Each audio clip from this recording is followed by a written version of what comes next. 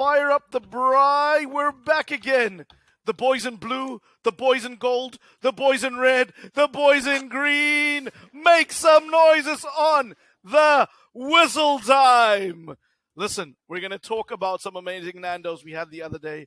We don't have a sponsorship from them, so this ain't product placement.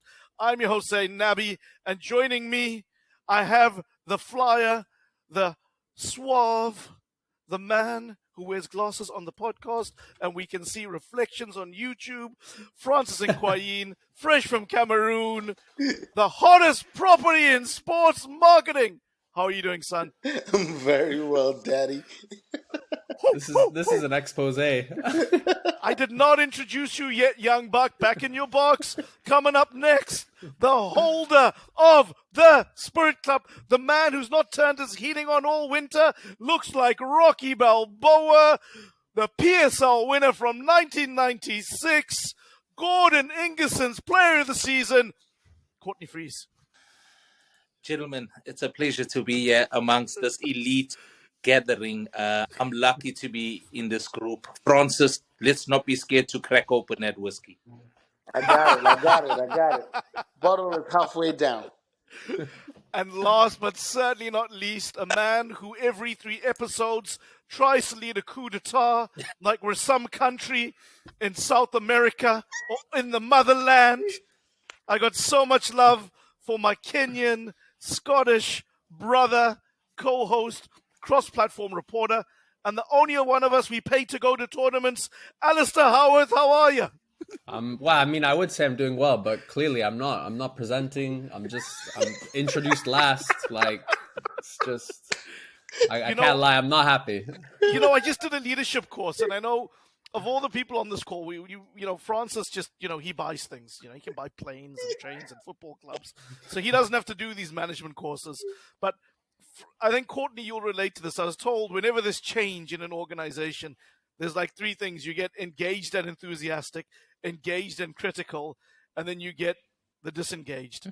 And I learned to listen. They say the hardest people are the disengaged, but they're also the easiest because you can just say, we wish you well. So, Alasdair Howorth, we wish you well. I'm logging off. That's it. I'm done. No, come back. Mic drop. Listen, guys, it's so good to see everyone. We're on this braai. We've got 3 big talkers today. One is going to be on the incredible Senegal. Once again, torchbearers for the continent, doing amazing work at the CAF Under-20 tournament. We're going to talk a little about the MLS and how Bradley Carnell, an African coach, is doing great things with St. Louis City. And we can't forget Courtney's take at the end of the podcast. He's going to tell you why the Sundowns coach, Rhulani Mokwena, should be getting a lot more attention. Remember, at On the Whistle, we're here to celebrate African excellence. We're here to tell our own stories, and we're here to give ourselves an authentic voice. Please do get in touch with us at OTW_podcast on every platform out there. That's Twitter, that's Instagram, that's Facebook, that's YouTube. Let us know what you think. We love to hear from you. And at the end of the show, I'm going to go to the mailbag. But without further ado, I got to ask the question, guys. We have a Senegal men's team that made the knockout stages in Qatar. We have the under-20s who are shining. We know they are African champions. We're so proud of them. And, of course, they knocked out Egypt in the playoffs last year. So they had, for all intents and purposes, a brilliant year, which we forget about because Morocco was so brilliant at the World Cup that we forget just how good that Senegal team is. And I think when you look at how some of their junior teams are doing and teams across the board, there certainly is a lot of talent and there's a lot of success that we might not be focusing on. I mean, I think you're spot on there, Zayn. It's ludicrous. I mean, how, Senegal had this reputation forever for being the kind of, the bride, but whatever it was, the expression, the bridesmaid, but never the bride. They always getting to the finals of the AFCON, always getting far in tournaments, always almost getting there at World Cups, coming so close to getting semifinals, never getting past it. And suddenly the last kind of 12 months, well, a bit more than that, it's been ludicrous. First you have that incredible AFCON run, kind of righting the wrongs of 2019. Then they kind of almost, in the sense, in terms of drama, do one better in the World Cup qualifiers. And then, we saw, I guess, the strength and depth of Senegal in the last 2 months, right? The first, you have the Chan, where they're going up against a really strong Algerian home side, and they progress to win that. Yes, there's the caveat there that the holders Morocco weren't there for kind of reasons that we probably shouldn't go into,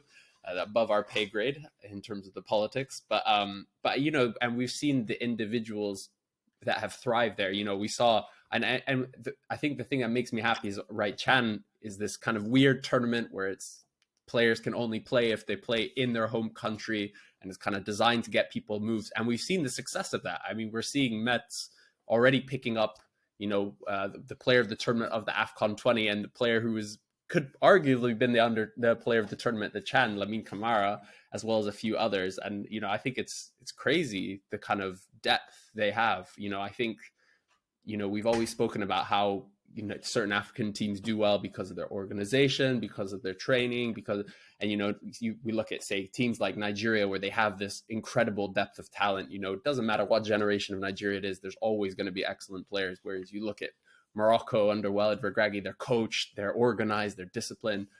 But then you look at the Senegal, they're the best of both worlds. They're everything. I mean, the AFCON under 20 that just went by, they didn't concede a single goal. They won every single game. Like, they blew everyone out of the water, and they keep doing it. It's incredible. Yeah, I can't argue with anything that Alice has just said. As you gentlemen know, I'm an avid believer in systems. And I think what the Senegalese have demonstrated over the last 12, 18, dare I even say 24 months and beyond a little bit, has been the coming to fruition of a system that they've put in place over many years. If we were to take the case of Aliou Cisse, for example, he is now in, I believe it's something like his 9th year, I believe, in charge of this Senegalese footballing structure. And when you look at what it is that was his roadmap, if you go back to the original roadmap that he laid out, he spoke of a project over 10 years that would not only identify players that will bring success, but players that will also replace those who bring success. And with the most recent and 4th trophy that the Senegalese have won in a very short space of time, and shout out to Senegal, in all honesty, for the ability to be the first nation ever to hold 4 continental trophies in one period. This is really a tribute to systems and leadership, having people in places, having square pegs for square holes, having a system in place that is backed from state level to club level. Because Alistair mentioned even like these players who are moving to Mets, for example. They're not moving to Mets only because of the demonstrations that they did during the tournaments. These guys have already been on the radars of these European clubs. The partnerships between Génération Foot, for example, and Metz has young players as young as 15 years old already going on international tours, but going back home. So, like, they would go to France, spend a month in France, playing their peers in different clubs, training in spaces that accustom them to a more professional game. And then their clubs are also doing this transfer of knowledge where the local clubs, the way Génération Foot, the way some of the local footballing entities that you have in Senegal operate these days, it's truly phenomenal. For those of us who work in the industry where we try to identify young talent and maybe acquire or invest in them early, the numbers are so different in Senegal over the last, dare I say, 3 to 4 years, in that if you're not talking 150, $200,000, the players are not being let go of, but you also have to explain to the clubs what the project is, because the continuation of that young man's career in your hands is directly linked to the reputation of the establishment, and they understand that. They want to be able to say their alumni have done well. And so they're picking spaces. When we see the young man who's at Watford in Ismail Sarr, for example, and that story, these new stories are a continuation of what Ismail Sarr is doing. And Ismail Sarr, his story is a continuation of what Sadio Mane did as well. So it's this ability to put in place systems that can allow you to identify talent, give them the opportunity to shine, be identified then by others who can come in and say, how do we participate in this? And they accompany this with a state supervision, dare I say, that simply says these players represent a people. There is a call to action that the young men also accept, a sense of responsibility. But the examples of people like Sadio Mane means that the conversations you have with Senegalese young players now goes beyond just what they would earn. It goes beyond the ability to make it to Europe. It's what are we doing as human beings? How are we as citizens responding to the call that our nation is making to us? And it's this sense of purpose that I think has come to its head. And so we're seeing young boys and young men being called onto the pitch to do what they have to do there, but they do it with such zest, with such gusto, with such belief, because there's an understanding of what it is that they're doing. And I want to believe it has a lot to do with what Aliou Cisse brought to the Senegalese Federation when he was applying to do the job, which was to put in place a project. And that project was to develop, entrench, and repeat, repeat, and repeat a sense of belonging, a sense of excellence, a sense of winning and purpose. And it's a true joy to see. And I think the thing that excites me about, say, the AFCON U20 is, look, when we get to the AFCON, you get the craziness of football, right? And it's similar to the World Cup. It doesn't matter how great your systems are. It doesn't matter how great, the pressure. That's when it matters the most. All that matters is winning, getting yourself over the line. And that's why we see, fantastic players like Sadio Mane and Lionel Messi stepping up. But when it's the U20 AFCON and there's less pressure, is you have, and the regularity of the tournaments, you have them once every 2 years, is you get to see these systems being built. And I think what's such a testament to Senegal's success, for me, it's not even them winning it this time. It's the fact that they were runners up in 2015, 2017, 2019, and now they've won it. And it's the same with the AFCON. They had a brilliant performance the World Cup in 2018, get to the final in 2019, win it in 2022. For me, that's where you're seeing the success. And as well as, I think, for me, I like seeing, particularly the U20, is you're seeing the nations that are becoming savvier with their youngsters, that are succeeding.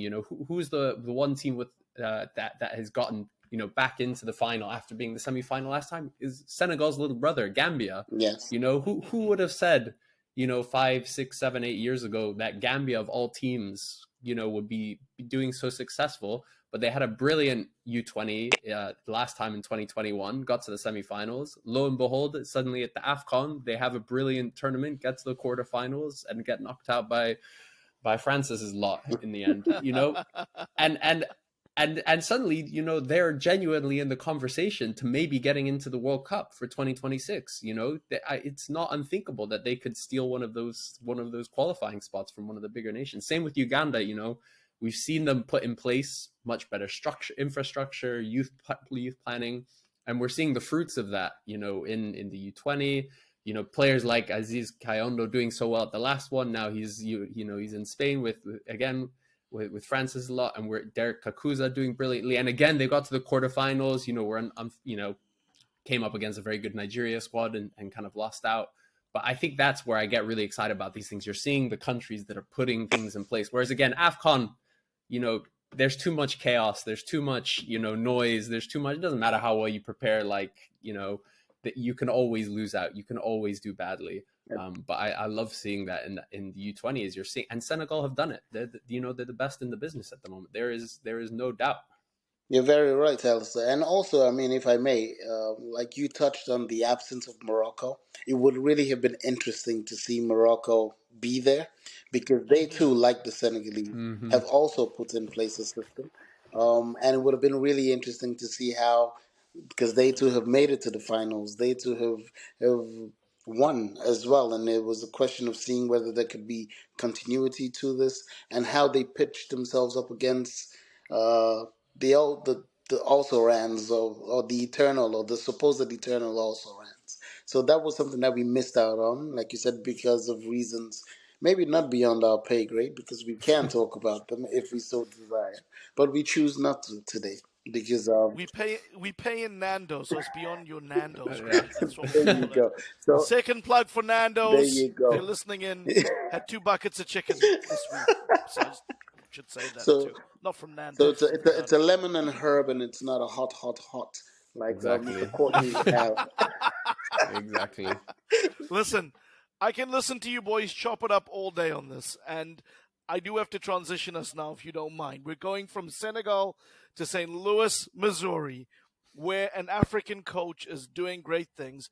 Bradley Carnell is leading that franchise, that expansion franchise, to the top of the standings in the Western Conference. They've ripped their first 3 games. They've won them, and they're leading against more fancied opposition. It's a fantastic start. When you think, when Inter Miami started under Phil Neville, I don't think they won much, and they certainly didn't win their first 3 games. So, Bradley Carnell is a South African. He played for Bafana Bafana, also for years played in the Bundesliga for Stuttgart. Courtney Freese, I know you briefly crossed paths with him. Here's a man who was nicknamed the Pitbull, not because he was the most talented, but because every time you got near him, he let you know in defense who he was. Yes, Zayn, honestly, just now you're going to tell us you're a Green Bay's Packer fan. Where you at? Well, listen, Bradley Cornell was a very good left back, and one of the, I would say, the most functional left backs, but a real good team player who people could count on. And listen, who doesn't want that? Someone you can count on. With that level of ability, moved to some big teams in the country, started at one of the most expensive teams in the country at Wits University, who were years ahead of anybody else in terms of thinking about youth development and youth structures from the very beginning. One of the very first teams to ever do that. It came through the system and went on to be a real superstar in the country, played for Bafana Bafana, and is now coaching abroad, which is a fantastic thing. So when we think of the superstar African coaches, it's Regragui at Morocco. It's Cisse at Senegal, like who we briefly mentioned. It's Mosimane at Al Ahly in Saudi Arabia. It's Kolo Touré, who was recently at Wigan, former assistant at Leicester. We're hoping will land a good job somewhere else. We can even bring somebody like Chrissy Houghton into the bracket for the work he's doing at Ghana. But I want to shout out Bradley because we're looking at the next generation of coaches coming out. And it's really interesting to find out how he makes his way to coach at this expansion franchise. Because as a player, he talks about having retired, being out the game for 5-6 years, starts to get involved in commentating on Supersport, the biggest broadcast on the African continent, and also doing some work at Wits University. Being brought into the academy setup, but then ending up getting involved in coaching. And while he's doing this and his punditry on Supersport, a gentleman by the name of Lutz Pfannenstiel, a German player who's been all over the world, written books, a wonderful raconteur, sees him on TV, spots something in him, meets him at a charity game, invites him to Germany to do a UEFA B license course, along with Delron Buckley, who's been on this podcast and is one of the modern day greats in South African football. And on this course, Bradley Carnell impresses. He gets the highest scores, and from there launches a career. And when Lutz eventually heads over, and now because he worked in German football and is now working at this expansion team, and Bradley had gone to the New York Red Bulls. He was an assistant and interim coach. And when they were looking to start the franchise, they wanted to play Gegenpress football. They wanted to emulate what Ralf Rangnick had done in Germany with the teams he coached. And they said, this is the guy who can do it. So we're proud to see Bradley do well. He's doing excellent work. And Courtney, you and I never miss a gap on a South African. And he's already got one of our brothers over there. Well, that just shows, Zayn. Let's not talk about getting an African over. Let's forget that. He went looking for quality, Zayn, and the quality he found was in that player. The player could have been in Antarctica. Doesn't matter. He went looking for somebody, and he found the quality. It just so happens he's a South African. He's over there. He's doing well under a good manager. But I just want to say this, Zayn, for those. And if you're wondering who that player is, it's Injabulo Blom. In Jabulo Blanc, okay, who Gavin Hunt was crying over when he left. Gavin Hunt actually said, "How can you take my son?" But this is what happened. So I just want to say this for all those purists out there sitting in their marble arches with their oak wood offices, ordering Francis Nkwain. the Francis and Nkwain type people. Please, Bradley Carnell alone. Do not start screaming and saying, we want him to come and coach Bafana Bafana. Leave him. Let him get on with his job. Let him cultivate himself as a good manager before he looks at the national team. Because what happens in South Africa, you win 6 games and you're good enough for the national team. Benny just moved to Man United. Wasn't even there 5 months. We need to put him in the national team. Come on.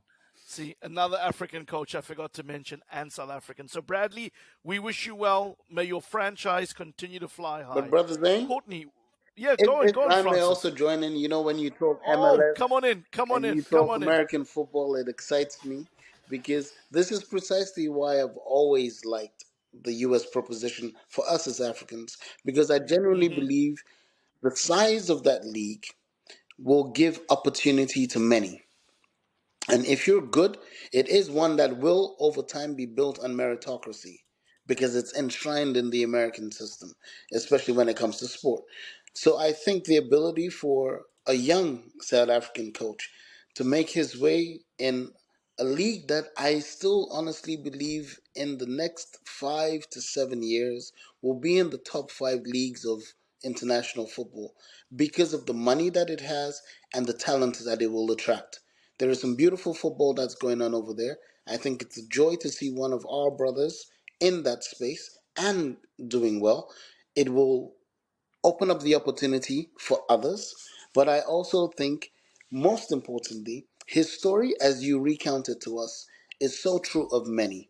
Many people who don't think there's an opportunity for them and so do not even bother with doing the coaching badges because they generally don't think there's a space they can go into that may be worthwhile or exciting enough, but that will even give them the opportunity.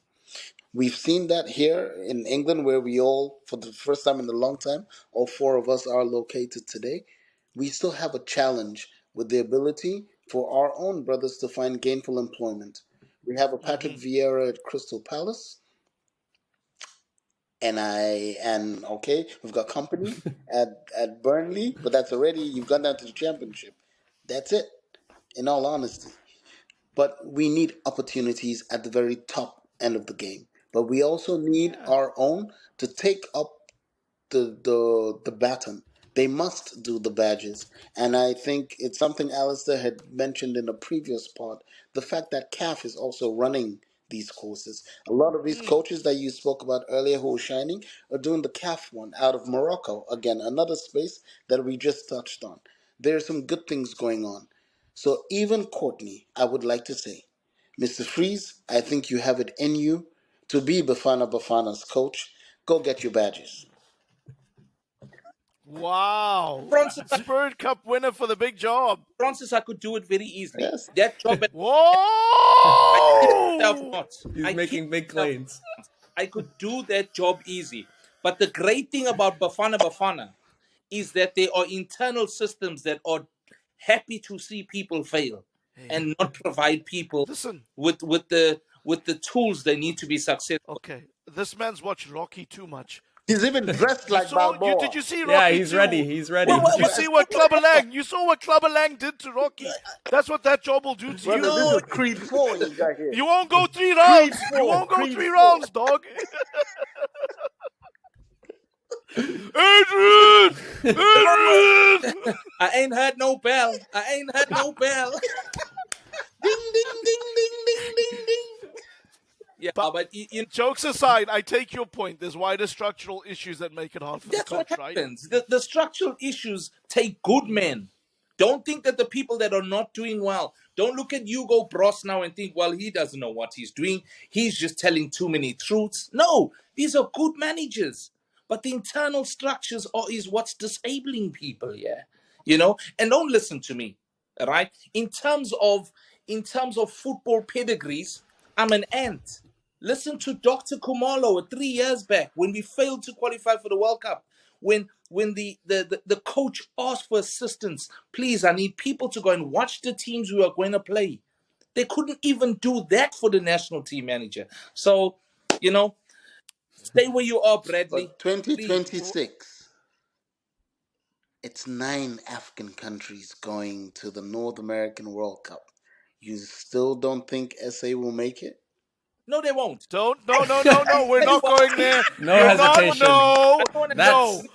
No, Courtney, you're not allowed to answer. Francis, this is not talk sport. You will not bait at every single corner. No, you're not answering. No. Gambia. No answer. Bottle it. You know why? I'm going to the mailbag right now, and then we'll get to you, Courtney. And you know what? I want to pick up very seriously, actually, on what Francis has said earlier, and Courtney. You need the correct structures to succeed. Bradley was able to work in South Africa before he was able to go and travel abroad, because the league is one of the best run on the continent, and there's investment. And without those local leagues, he'd been out of football for 6 years. And when you're out of football for 6 years, you can't get those opportunities in Europe. I don't know, unless your name is Zlatan or Ronaldo or Messi or Alasdair Howorth, in the lower leagues in Scotland. But the point is, we need to invest. And something we've spoken about a lot on our show is the African Super League. And approximately 7 months ago, we did a podcast on it. And this week, and I wonder if it has anything to do with the FIFA Congress in Kigali, that pod has got some fresh comments on them. And one of the comments comes from Molaflex, and he says, an African Super League would revolutionize African football, surely. So again, we love your comments. Thank you for sending them in. We love to hear them. And also, we were just talking about coaching, and we had so many engagements on our Pitso Mosimane interview. Take about Alasdair, you did a fantastic job with that podcast. I'm going to read out some of the comments from people. Tula Sizwe Erasmus says, Pitso, this is Tula Sizwe from South Africa. This is just to confirm that I grew up supporting Bushbucks, but I found my football love stuck on you, sir. We are proud of you. Keep up your good work. I'm a big fan of you, sir, and I'm praying for you. Another interview, which was done by Alasdair's brother, Simpiwe Ginzida. Great interview, bro. Love the content. Go get him, coach. You paid for that. And also, we have another comment from Imishlishle Boy, who says, I hope he is successful and able to coach in Europe. And the final comment that I'll read from you today is from Lindiwe Koza. Make South Africa more proud, Pitso. We wish you nothing but the best for your future. We still respect, love. You talk about history. You making history. We never forget you, Pitso Msandawana. And that, people, we love to hear from you. Tell us what you think. Ask us questions. We make this podcast for you, African football lovers, people who are curious, and people who just want to learn and take on knowledge. Our pod is here for you. Courtney, I'm going to give you the final word. Don't you worry. You wanted to talk about Rhulani Mokwena, the Sundowns coach, the man who might be even better than Pitso in years to come. He was given the head coaching role last October. His team are undefeated. They're playing fine football. They're getting points. And as you tell everyone, including the postman, that team is built to win in Africa. Absolutely, Zayn. The PSL is a non-starter for them. They don't need to be in the PSL. The number one position is already won. Nobody's close to them. As Gavin Hunt on our podcast has said, they don't have anything to be able to challenge them. So absolutely, Sundowns are running away with it. But it's not easy to manage such a high-profile team. high-profile players, excellent stars if you don't have a great management team around him. What Rhulani has done, and I'm sure everybody knows this, is he's been very ruthless. It was a trio of managers that were coaching Sundowns before. It's no longer.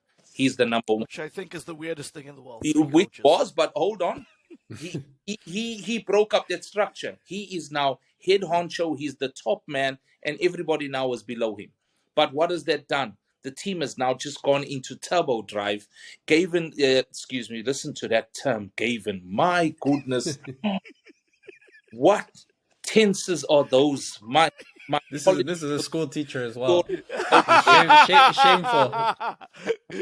Gave Al Athli a 5-2 thrashing in Pretoria. 5 days later, went to Royal AM and gave them a 5-1 hiding. This team is built for the African continent. Now, we are not worried about the success of Sundowns only. We are looking at managers here. He's a 100%. Young manager, 64% win ratio. He should be looked at on the continent and maybe somewhere else. This is a guy ready to move. And don't tell me he hasn't won anything. There's a chairman with an ugly tie sitting in a boardroom. Well, he's won nothing. Neither did Poch. Won nothing. Absolutely. Neither did Ole. Won nothing. Except a very important game in France where Rio Ferdinand was banging his head. Signed a contract. Won nothing. Right? So I'm saying to you, give this guy an opportunity. He's a young manager. Forget where he comes from. Look at what he's doing. And don't listen to us only. Alan Clark that did his badges with Rhulani. The hunger to be a good manager. Let's not compare him to Pitso. In their own right, they're two different managers. Fair enough. Pitso laid the pathway for managers like this to come through. Francis was talking a bit earlier on of what LACC is doing. LACC is not going to be there forever, but he's creating a pathway that other managers will come into this job and continue to be successful and maybe even go to a second or third tier, further than where Senegal have gone in the World Cup. We've got to start giving these people the credit, man. I think for me, what strikes me about Rhulani as well is he clearly is just a fantastic coach. I mean, like, it is very, very hard to walk into a Sundowns team that seems to walk the PSL every single year and dominates everyone and improve them. But that's exactly what they've done. I mean, we had a great interview with Ronwen Williams earlier this year or last year, and he right before and kind of he signed for Sundowns and kind of he was playing, kind of hinting at it and the fact that he might go. But, you know, you watch clips of them playing Al Ahly, and look, they got him into trouble for one of the goals against Al Ahly. But they're playing, you know, he's playing almost as high as the center backs in possession. You know, you see them playing with these passing triangles. You know, the keeper I think he's most like is Ederson. You know, he's playing with the kind of suave control that you know you associate only with the very top of the game. And I think for me that's what really stands out about Mokwena. You look. You know, in terms of legacy and stuff, again, we don't want to compare him with Pitso because I think Pitso is a different beast. And again, we see how sensationally well he's doing in Al Ahly in Saudi Arabia. I mean, it won't be long before he's teaching Cristiano Ronaldo how to play football. But what I will say is Mokwena has made this Sundowns team genuinely, you know, take this with a very big pinch of salt because I'm not an old man. But it's the best side on the continent I've seen in terms of the football they play. They are spectacular. And I think the only thing that is stopping them from winning the Champions League this season is those away days in North Africa. Because that's when you learn, look, it's not your coaching that wins those games. It's not your coaching that gets those results. It's, you know, your man management. For us to travel in numbers to make up noise in their stadium. Exactly. But I mean, sorry, go on, Courtney. I'm going to throw this in here, and I'm sorry, I didn't know, Francis, if you wanted to come in. My humblest apologies to jump ahead of you. And I'm going to go to a very minor detail. And this is going to go back to Alasdair and the point he was making. The football that they're playing. Look where the goalkeeper positions himself to be able to start attacks and how they play.